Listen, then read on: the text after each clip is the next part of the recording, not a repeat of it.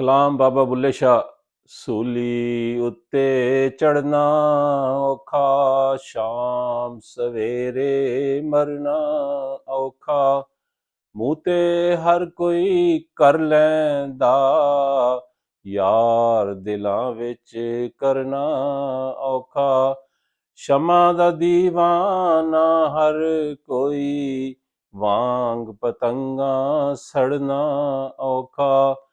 ਗੈਰਾਂ ਨਾਲ ਤੇ ਹਰ ਕੋਈ ਲੜਦਾ, ਨਫਸ ਆਪਣੇ ਨਾਲ ਲੜਨਾ ਔਖਾ।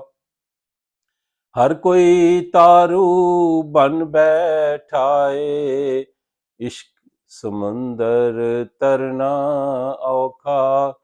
ਨਾ ਕਰਨਾ ਇਬਲੀਸ ਦਾ ਕੰਮ ਏ, ਸਰ ਪੈਰਾਂ ਦੇ